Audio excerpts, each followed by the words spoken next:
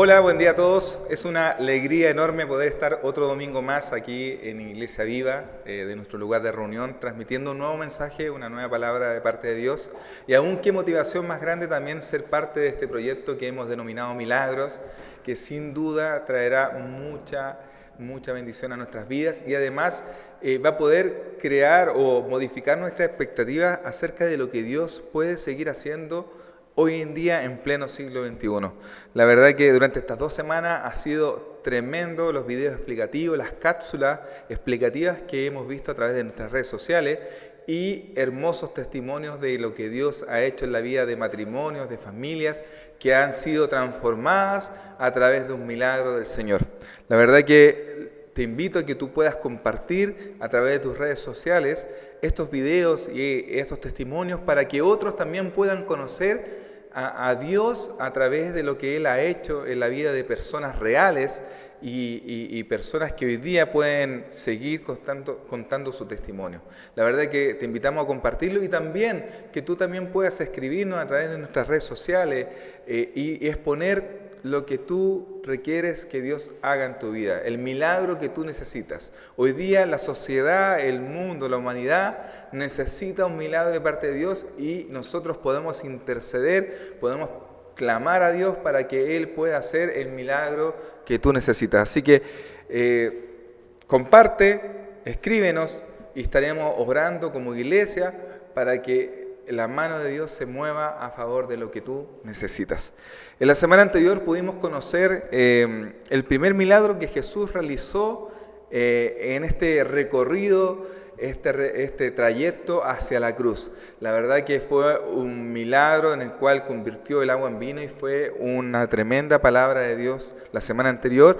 Y ese fue el comienzo de Jesús públicamente a través de los milagros, donde vemos el recorrido que Él tiene hacia la cruz, hacia la resurrección. Y esta semana nos corresponde analizar un segundo milagro que Él realiza y esto se encuentra en el libro de Juan. Vamos a estar viendo todo el libro de Juan en esta temporada y este se encuentra específicamente en el capítulo 4, verso 43 al 54 vamos a estar leyendo.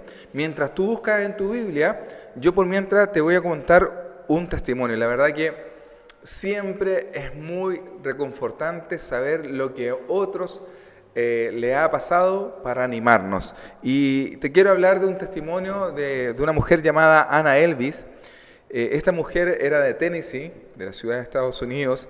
En el año 1994 ella estaba en su iglesia y fueron visitados por un equipo que era especialista en orar por sanidades.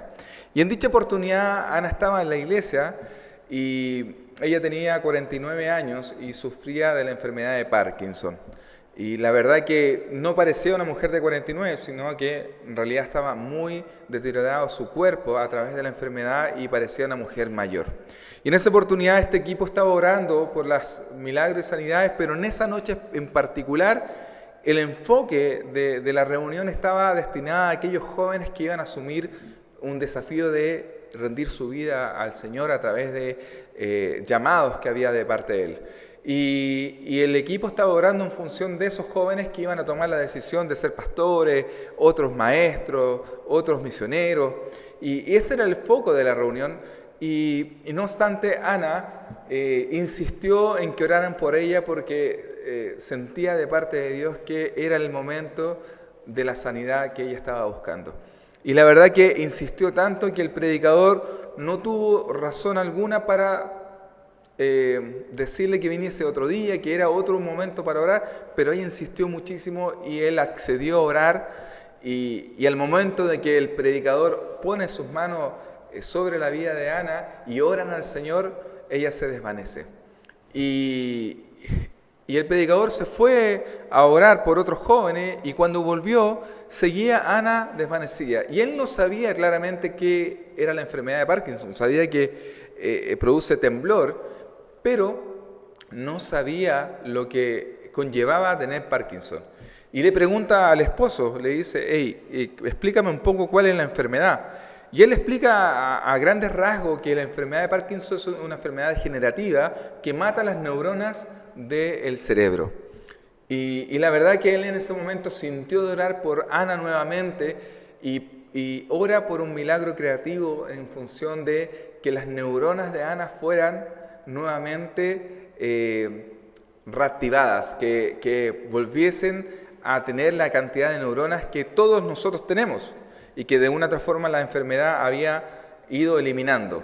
Y en el momento que comienzan a orar, el Señor hace un milagro en ese momento y Ana comienza a gritar que le dolía mucho su cabeza y que era un dolor fuerte y de un momento a otro ella comienza a experimentar la sanidad de parte de Dios y sus neuronas fueron nuevamente puestas en su lugar. Y ella comenzó a levantarse, comenzó a hacer los ejercicios que generalmente las personas hacen para determinar si tienen Parkinson.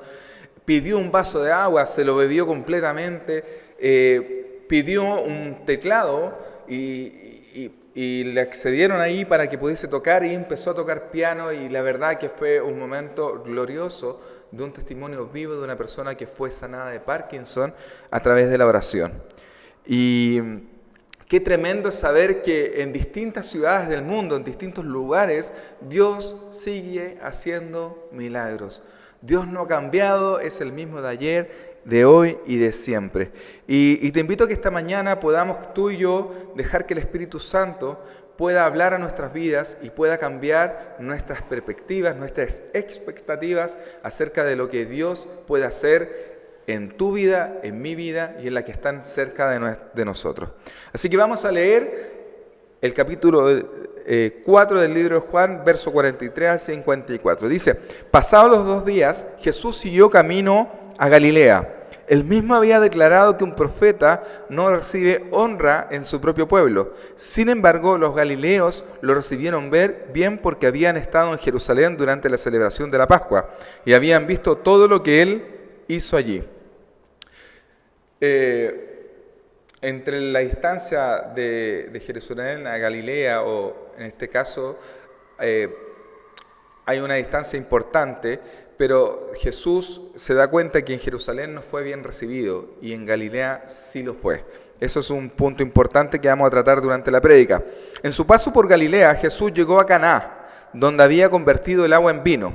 Cerca de allí, en Capernaum, había un funcionario de gobierno que tenía un hijo muy enfermo. Cuando supo que Jesús había ido de Judea a Galilea, fue a verlo y le rogó que se dirigiera a Capernaum para sanar a su hijo, quien estaba al borde de la muerte. Jesús le preguntó, ¿acaso nunca van a creer en mí, a menos que vean señales milagrosas y maravillas? Señor, por favor, suplicó el funcionario, ven ahora mismo antes de que mi hijo se muera. Entonces Jesús le dijo, vuelve a tu casa, tu hijo vivirá. Y el hombre creyó lo que Jesús le dijo y emprendió regreso a su casa.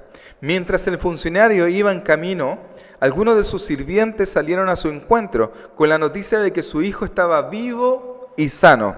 Él les preguntó a qué hora el niño había comenzado a mejorar y ellos le contestaron, ayer, a la 1 de la tarde.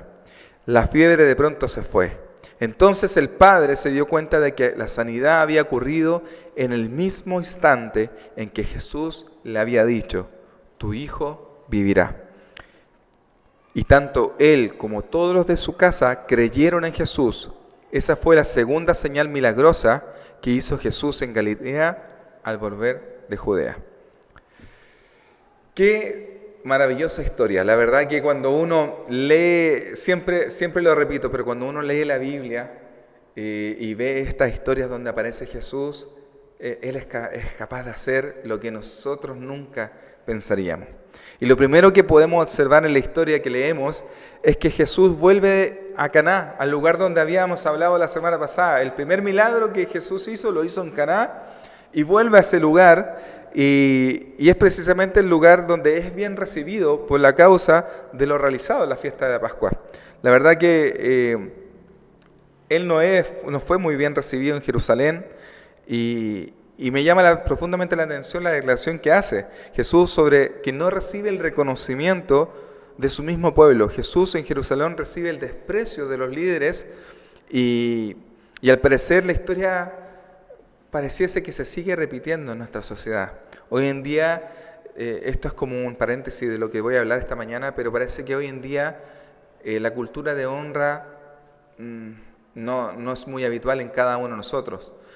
Nuestra sociedad está acostumbrada a la deshonra, a hablar mal del otro. Y pareciese que aquí se estaba gestando lo mismo. Los líderes hablaban mal de Jesús, aún cuando Él hace cosas muy buenas, hace un milagro.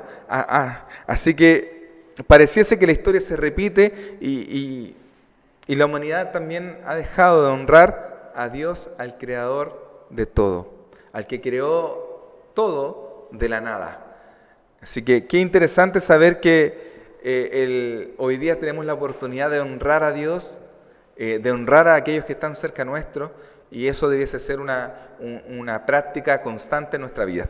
Bueno, ese fue un paréntesis, pero volviendo a nuestra historia del día de hoy, observamos a Jesús moviéndose constantemente en medio de este caminar. Él llega a este pueblo llamado Caná y hay un funcionario de gobierno que escucha a 35, 40 kilómetros de distancia aproximadamente. Él escucha las noticias que Jesús está cerca y decide ir al pueblo a convencer a Jesús que le acompañase para que orara por su hijo que estaba muriendo.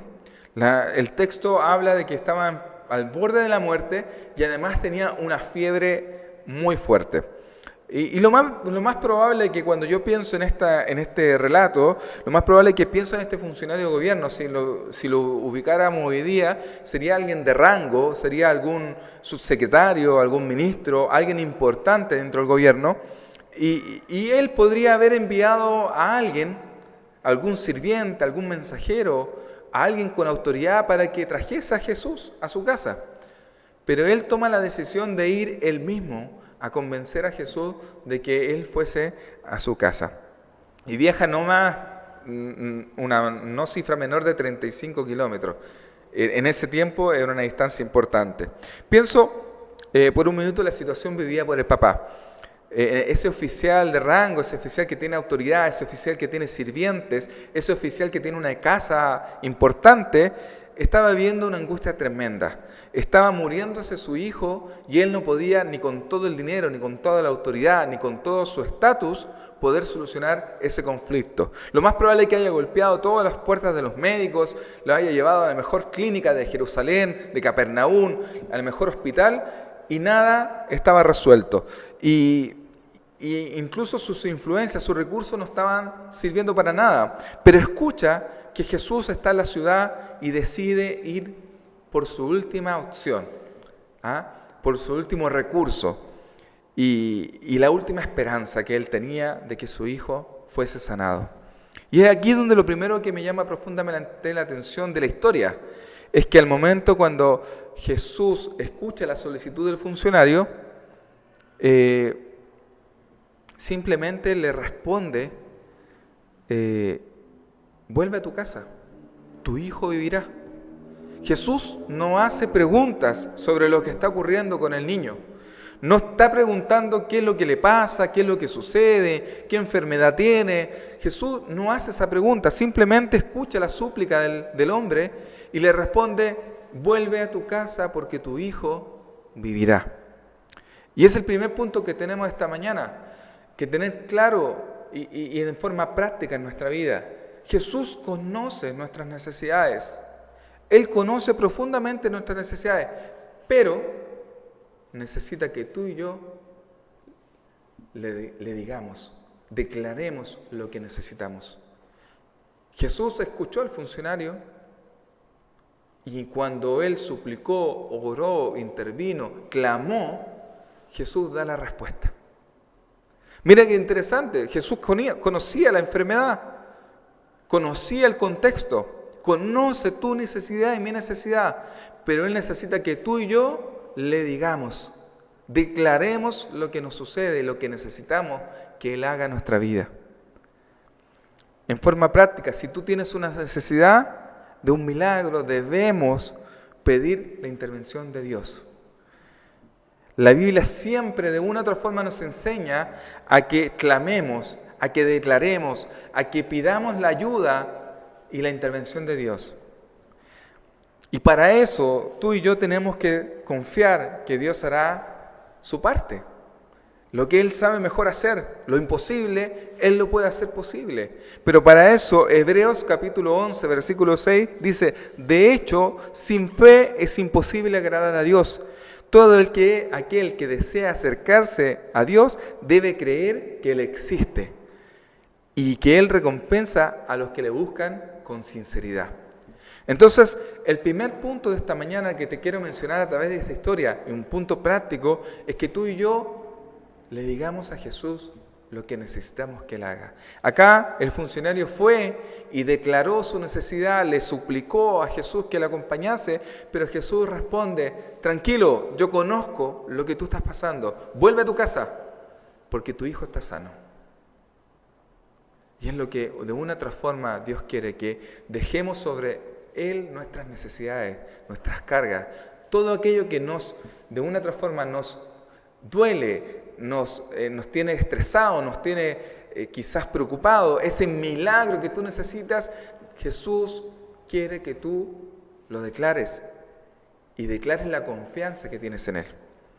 El segundo punto de esta mañana, uno de los grandes problemas que tenemos en pleno siglo XXI es que nos hemos hecho la idea de que las cosas son de una sola forma.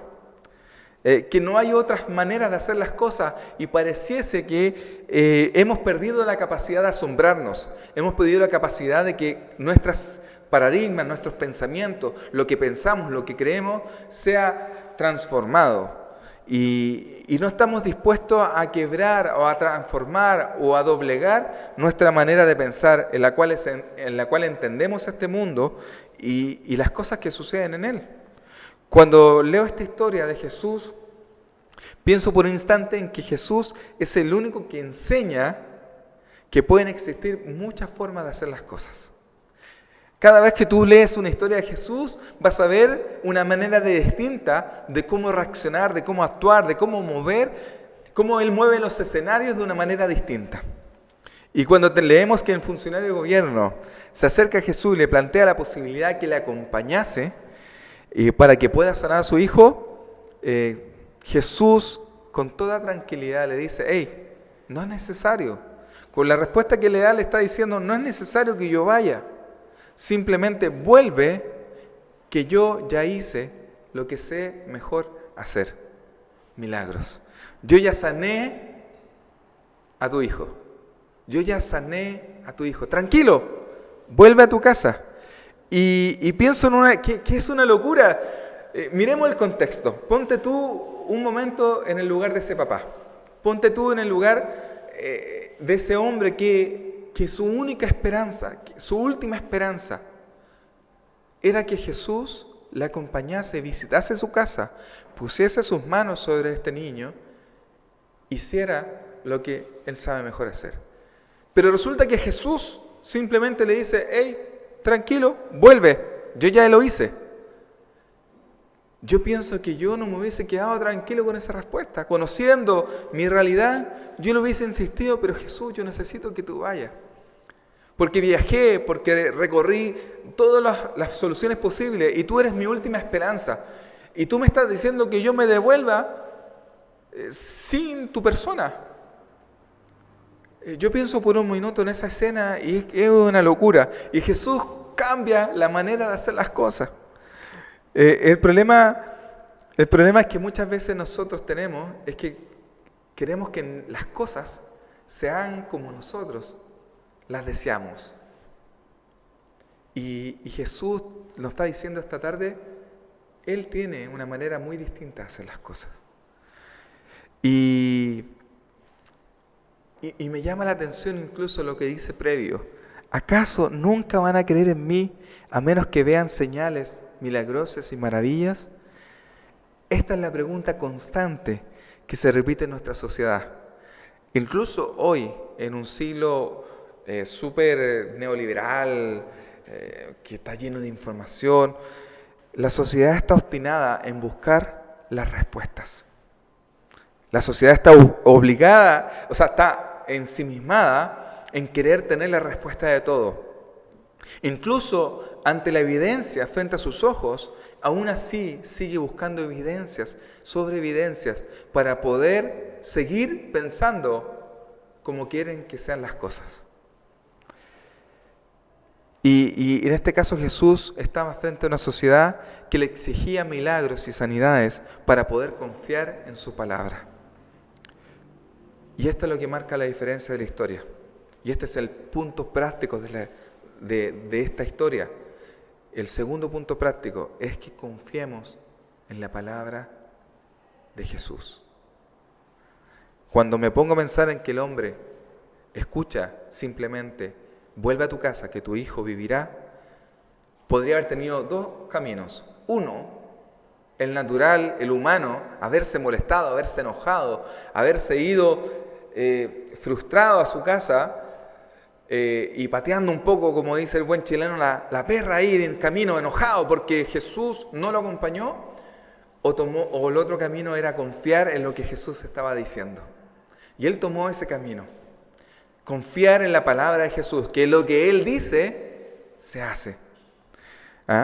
Y este hombre toma la opción correcta, confía plenamente en lo que Jesús le estaba diciendo. No reclama, no rezonga, no pone mala cara, no se frustra, sino que simplemente él toma un camino hacia su casa confiando plenamente en lo que Jesús le había declarado. Y este es el paso que todos debemos dar frente a la experiencia de un milagro. Tú y yo tenemos que confiar que Jesús, Él hará lo que mejor sabe hacer. Y quiero dejar algo muy bien en claro: Jesús no pidió absolutamente nada a cambio. No hubo un ritual, no hubo una ceremonia, no hubo nada. Simplemente Él dio la instrucción y se cumplió. Entonces, ni siquiera hubo problemas de distancia, de señal, de conexión. Había una distancia de 40 kilómetros y su instrucción, su palabra, trascendió la distancia, trascendió el tiempo. Y Él hizo lo que Él sabe mejor hacer. Por lo tanto, tú y yo debemos confiar en la palabra de Jesús. Y el tercer punto de esta mañana que me gustaría que pudiésemos rescatar de esta historia es sobre las coincidencias. Abraza las benditas coincidencias. Y me encanta la escena que describe la última parte del texto, porque vemos que el padre vuelve confiado a su casa y en camino salen a recibir los sirvientes. Y eso recalca un poco lo que mencioné al principio. Este hombre era una persona importante. Entonces los sirvientes salen a su encuentro y le dicen: patrón, amo, señor, su hijo está completamente sano, la fiebre ha desaparecido. Y yo me pongo en el lugar de ese hombre. Yo hubiese corrido a abrazar a mi hijo, yo hubiese corrido a abrazar, yo tengo una hija, hubiese corrido a abrazar a Florencia. Y él simplemente pregunta: ¿a qué hora pasó esto? ¿A qué hora sucedió esto en que mi hijo se comenzó a recuperar? Y los sirvientes le dicen: a las 1 de la tarde. Y el hombre comienza a pensar un momento y dice: es la misma hora que Jesús me dijo: mi hijo vivirá. ¡Qué bendita coincidencia! ¡Qué bendita coincidencia! Déjame decirte que abraza esas benditas coincidencias. Porque cuando Jesús declara la palabra, cuando Él establece la oración, el niño comienza su mejora inmediatamente. Esa bendita coincidencia se llama la mano de Dios obrando en un milagro. Y tenemos que tener cuidado hoy día en una sociedad que a veces es muy impulsiva.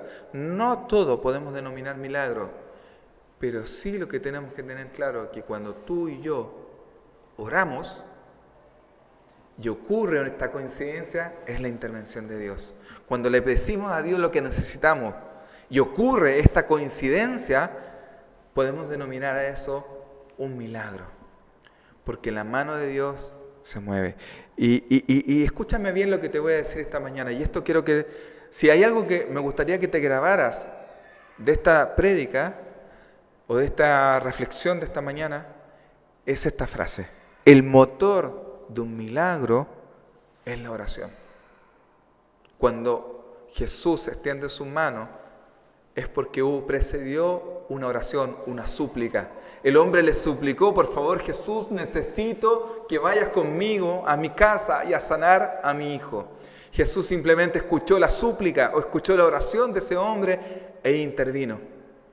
El motor de cualquier milagro lo precede la oración. Cuando oramos, cuando clamamos, ocurren estas coincidencias benditas que tú y yo tenemos que abrazar. Por lo tanto, si existe hoy día en tu vida un milagro, fue producto de muchas personas quizás orando, o tú solo, pero alguien tuvo que orar y clamar a Dios, y Él intervino. Por lo tanto, confiamos plenamente en su poder, confiamos en su palabra, clamamos, oramos, y esperamos esa bendita coincidencia y la abrazamos. Siempre cuando ocurre un milagro existen dos figuras en las personas. Aquellos que experimentan la sanidad y aquellos que son testigos y tratan de buscar una explicación a lo que ocurrió. Cuando escuchaba el testimonio de Leti y Mauricio me emocionaba bastante porque si tú no lo has escuchado, busca en nuestras redes sociales el último testimonio que subimos. Ellos se llaman Mauricio y Leticia. Y Leticia fue atropellada y ellos comentaban dentro de este testimonio que cuando ocurre la sanidad, ellos tenían dos radiografías. Una de su cadera pulverizada porque un vehículo pasó por encima de ella, y la otra radiografía es cuando Dios interviene a través de la oración de muchas personas. Muchas personas, dice Leticia, estuvieron orando y clamando, no un día, varios días, y ocurre este milagro. Y el doctor se ponía en la posición y decía, esto es imposible. Tú llevas varias semanas hospitalizada acá y esto es imposible, no sé cómo explicarlo. Y eso es lo que ocurre cuando tú ves la intervención de Dios. Cuando Dios actúa, no hay explicación.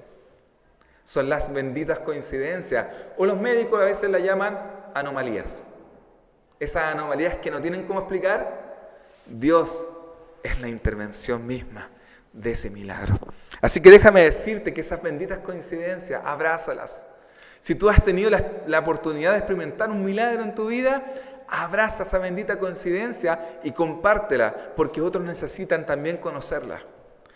Y déjame decirte que estas benditas coincidencias, para que ocurran, tú y yo tenemos que confiar en el Dios de milagros. Tenemos que orar, clamar y esperar que Él intervenga como mejor sabe hacerlo, en el momento preciso, en el tiempo perfecto, en su voluntad, porque Él cambia vidas. Así que, como conclusión esta mañana, amigos, ya voy terminando, es que tú y yo estamos llamados a no olvidar que Jesús está atento, está ya no a escuchar lo que tú necesitas. Él está dispuesto, solamente está esperando que tú y yo nos acerquemos confiadamente a que Él es la respuesta. Y el segundo paso, tenemos que confiar en su voluntad, confiar que Él tiene la mejor respuesta, que Él tiene todo perfectamente controlado y que no hay límites, de distancia, no hay límites de señal, no hay límites para que Él pueda escucharnos. Solamente clama y confía en su palabra. Y por último, abraza esas coincidencias, abrázalas, porque es un milagro que ha ocurrido en tu vida si oraste y hubo una respuesta. Así que amigos, por último, el motor de todo milagro es la oración. Y eso te quiero invitar esta mañana, a que puedas escribirnos. Escríbenos, si estás conectado ahora, estás escuchando este mensaje, escríbenos en nuestras redes sociales y vamos a estar orando por tu milagro. Vamos a estar clamando porque queremos que muchas personas puedan acceder a esta información, que Jesús es el mismo de ayer y de hoy y Él tiene el poder para cambiar tu situación. Pero tenemos que clamar, tenemos que orar. Así que escríbenos Y vamos a dar gracias por este mensaje, vamos a dar gracias por lo que Dios ha hecho en la vida de Mauricio, Leti, de Víctor y Úrsula y tantos testimonios que vamos a ir escuchando. Y estoy seguro que vamos a recibir buenas noticias de que otros han experimentado la bendita coincidencia de encontrarse con Jesús. Oramos. Señor, te damos gracias por este tiempo, gracias por tu palabra. Yo te pido en el nombre poderoso de Jesús que esta mañana los que han escuchado este mensaje puedan recibir la expectativa de orar por un milagro, de clamar y puedan recibir respuesta de parte tuya. Cambia las expectativas, cambia nuestra manera de pensar y permite que podamos acceder a una bendita coincidencia de un milagro obrado por ti. Señor, clamamos por todos los milagros que las personas necesitan esta mañana. Clamamos por cada intervención de sanidad, por cada intervención de milagro creativo, Señor, como el Parkinson, como otras enfermedades degenerativas. Señor, oramos por un milagro de sanidad mental, Señor. Oramos por cada uno de los milagros que cada una de las personas que escucha este mensaje necesita. Pedimos tu intervención, como lo pidió como lo pidió el funcionario de gobierno. Oramos para que tú hagas lo que mejor sabes hacer, lo imposible. Oramos, Señor, esta mañana en el nombre poderoso de Jesús. Te lo pedimos. Amén.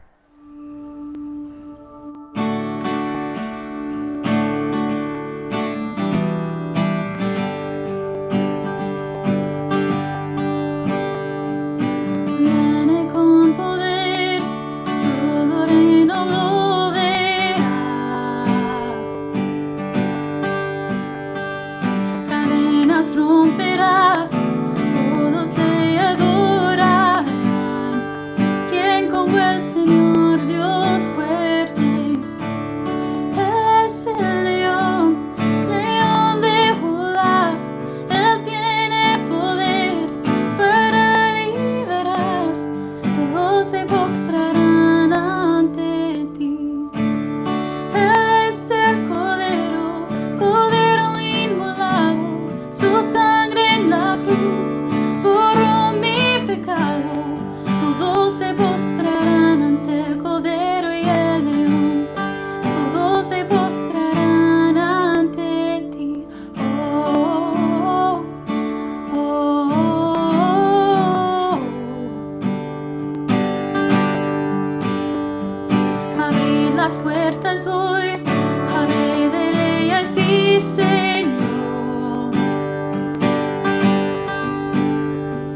El Dios de salvación vino a darnos libertad. Quien como el Señor Dios fuerte, Él es el león, león de Judá. Él tiene poder para liberar, todos se postrarán ante ti. Él es el Cordero, Cordero inmolado, su sangre en la cruz borró mi pecado. Todos se postrarán ante el Cordero y el león, todos se postrarán ante ti. ¿Quién como el Señor Dios fuerte? ¿Quién como el Señor Dios fuerte? ¿Quién como el Señor Dios fuerte? ¿Quién como el Señor Dios fuerte? ¿Quién como el Señor Dios fuerte? ¿Quién como el Señor Dios fuerte? ¿Quién como el Señor Dios fuerte? ¿Quién como el Señor? Él es el león, león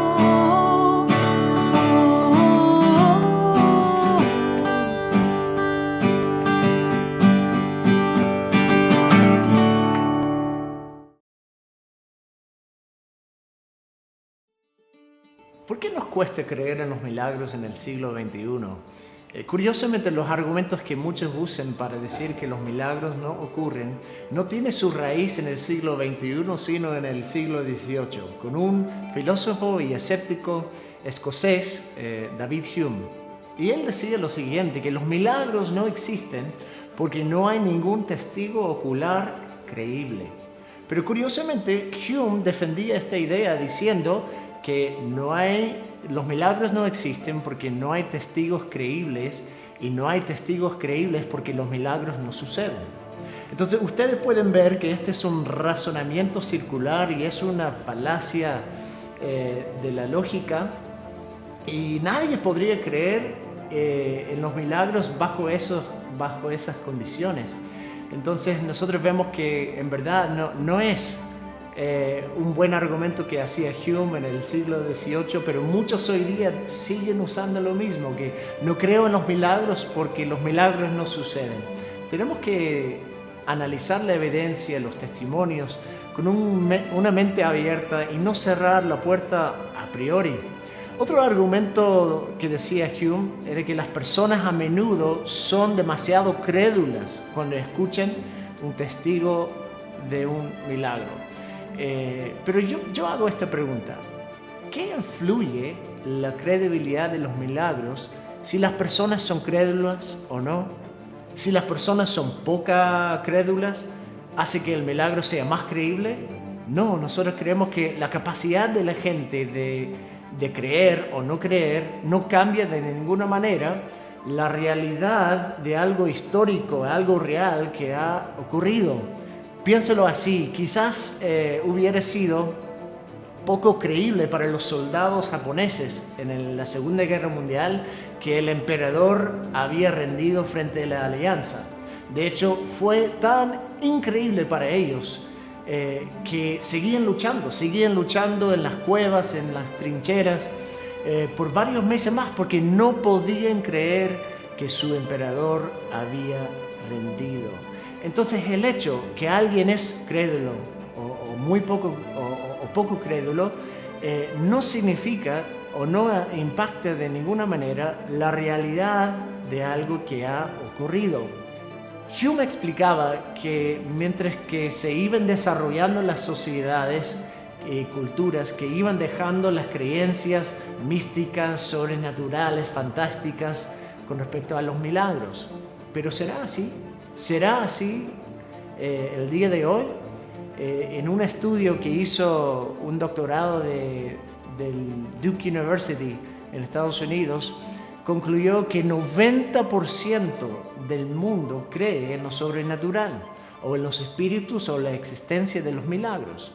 Y nosotros vemos testimonios de milagros y lo sobrenatural justamente en este estudio que él hizo, que son 2 tomas que se llaman Milagros, y tiene testimonios bien documentados de África, Asia, las Américas, pero además de Europa y de algunos de los países más desarrollados del mundo.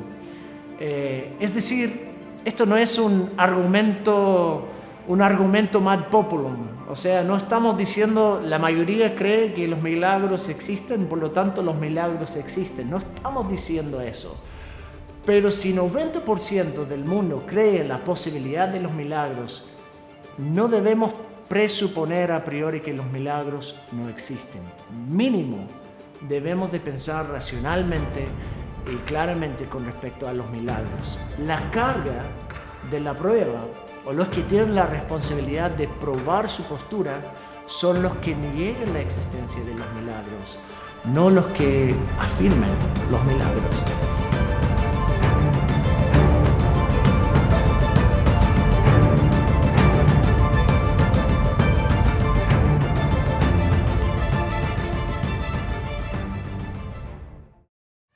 Salí del trabajo, trabajaba en ese tiempo en Kitsania, era coordinadora de puntos de venta y ese día miércoles era día de oración y siempre como íbamos, de hecho a veces nos tocaba dar un mensaje y orar, y ese día no fui a oración porque fue mi hermano a buscarme. Mi hermano se llama Felipe, me dijo que quería ir a ver a mi mamá juntos, así que fuimos a verla y después cuando íbamos a la clínica Indisa, mi mamá trabaja en la clínica Indisa, ahí tuve el accidente. Me atropellaron en la calle La Marquesa con Santa María y el golpe fue bastante fuerte. Mi hermano lo vivió y lo que él cuenta, que es lo que vio. Yo ya no me acordaba porque yo viví ese accidente. Entonces ahí me llama su mamá del celular de Leti y me dice: Mau, algo le pasó a Leti, es algo grave, no sé qué ocurrió, pero por favor vente al tiro. ¿Por qué ella me dijo eso? Porque como el accidente fue a 2 cuadras de la clínica, el Felipe, su hermano, fue corriendo cuando fue el accidente ahí a la clínica a buscar una ambulancia y dejó a la Leti ahí al cuidado de unas personas que estaban ayudando, y ahí la tía tomó el celular y me llamó. Y bueno, yo me fui ahí de la iglesia de inmediato a la clínica, y cuando llego me fui en bici. Sí, yo creo que es la vez que más luces rojas me pasaba en mi vida. Y yo recuerdo que iba en el camino y decía: Señor, no me importa si está toda quebrada, pero por favor que no esté muerta. Yo le decía al Señor, esa era mi oración en ese trayecto en la bicicleta. Y bueno, literalmente fue así, pues estaba toda quebrada. Yo llego y entra a urgencia y el box arriba decía reanimación. Ay, cuando uno escucha eso, ¿qué se imagina? Te imaginas que la persona la están reanimando como de la muerte a la vida. Y yo entro y lo único que escuchaba era gritos de la Leti en todo momento: suéltenme, me duele, sáquenme las manos de encima, suéltenme. Y solamente podía escuchar eso porque es un box que algo se puede para atrás, pero está como con pavonado Súper restringido.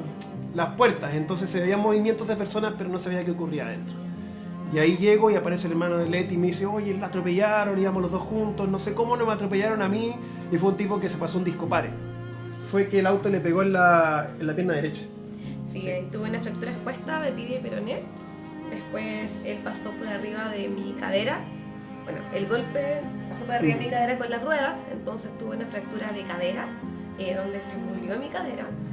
Y el golpe, como al ser tan fuerte, me pegó en la pierna, como que hizo un salto y caí con todo mi peso sobre mi cabeza. Claro. Entonces tuve una fractura de cráneo.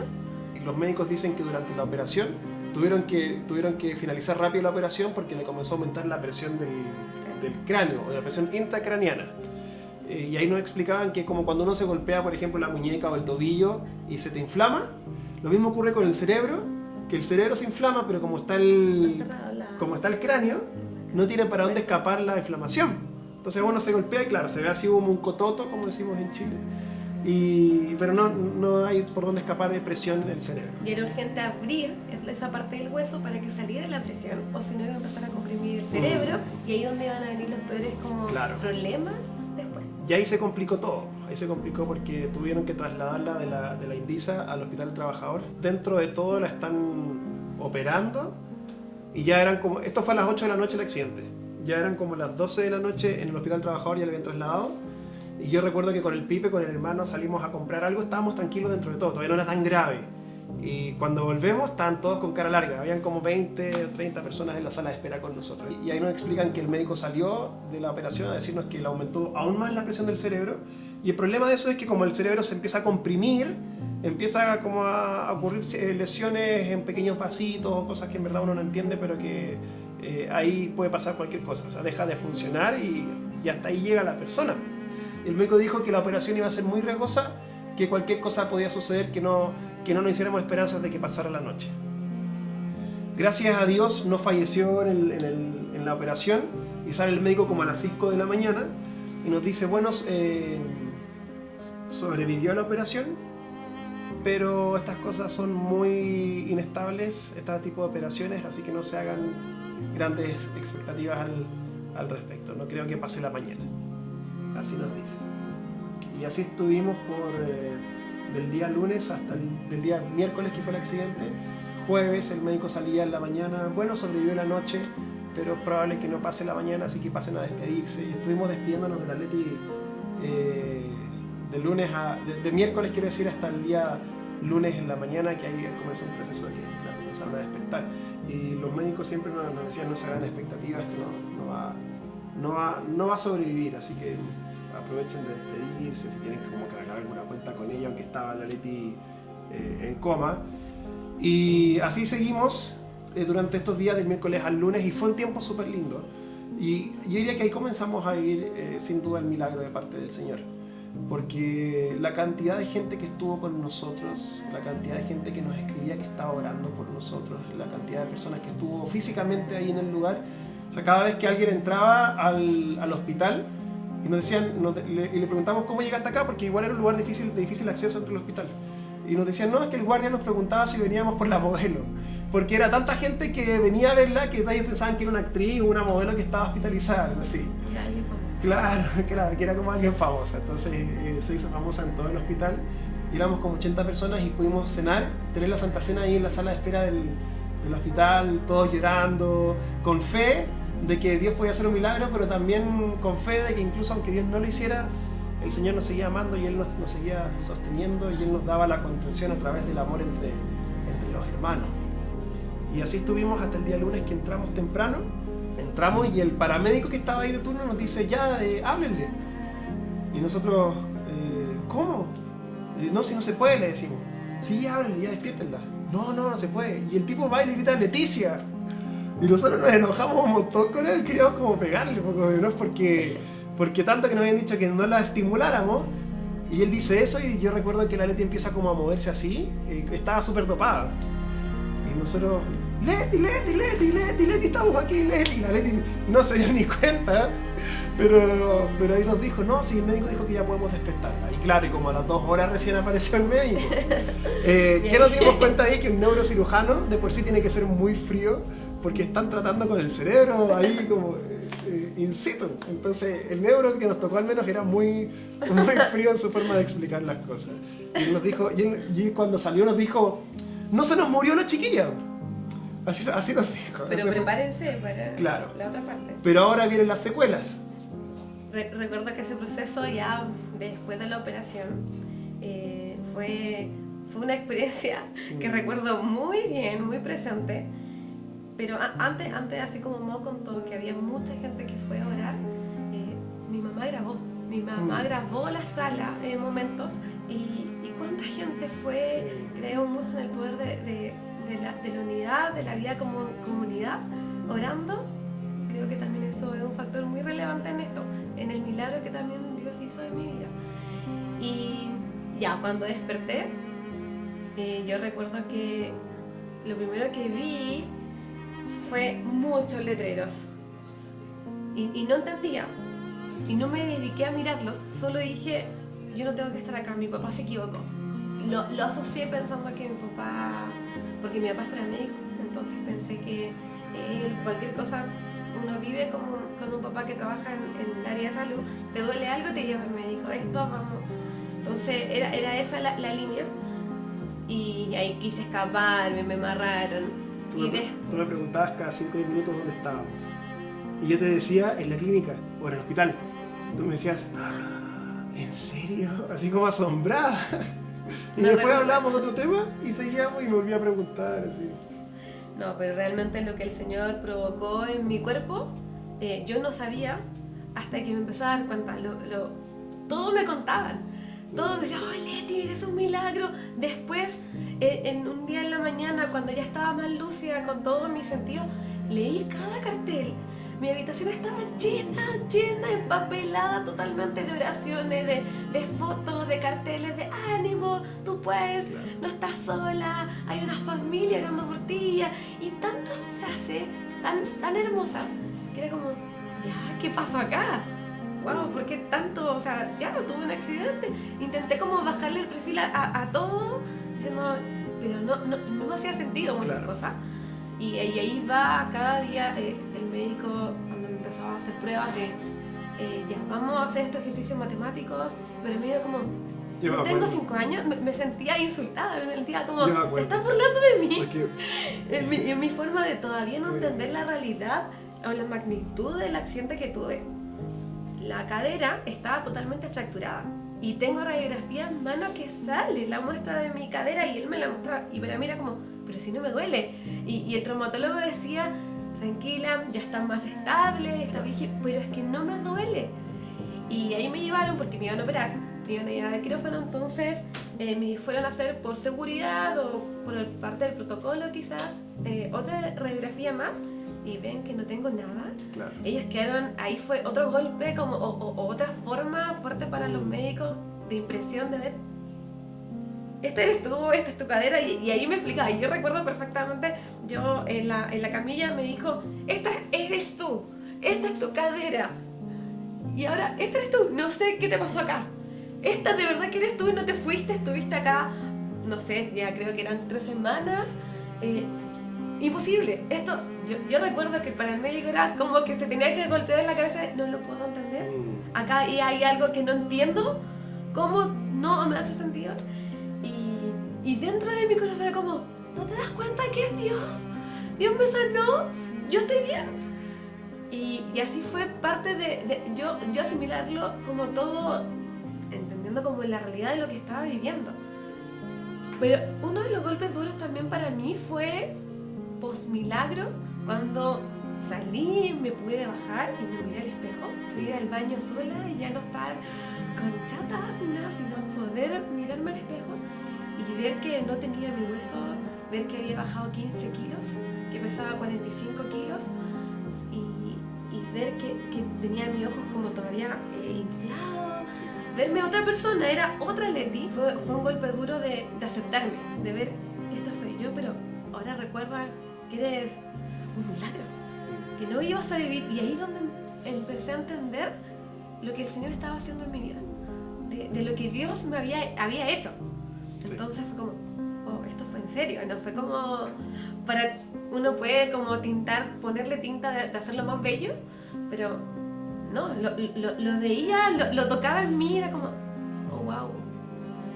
Y ahí donde tuve también un tiempo especial con Dios, me acuerdo en el baño, mi mamá llegó, yo lloraba, decía, no me quiero, mamá, soy fea, estoy rara.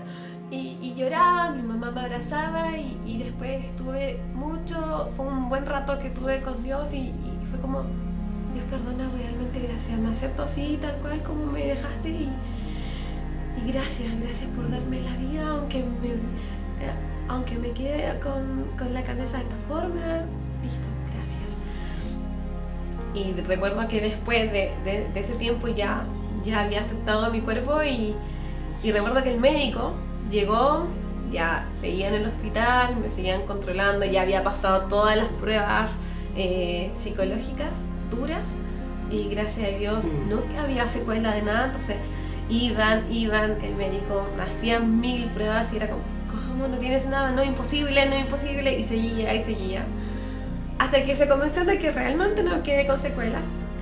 Era un milagro fue un milagro para la clínica misma. Mucha gente, prácticamente cuando salí, era como, salían a verme. Ahí me sentí como, wow, mira lo que Dios hizo, esto, muchos se dieron cuenta de esto. Muchos paramédicos, muchos trabajadores del hospital salieron y era, ahí está. Eso fue también un poco impactante para mí. Agradecemos tanto a Dios de esto, es que sí, fue un tiempo donde nos encontramos cara a cara con la muerte. Enfrentamos la muerte y ya no le tenemos miedo, porque conocimos al que venció la muerte.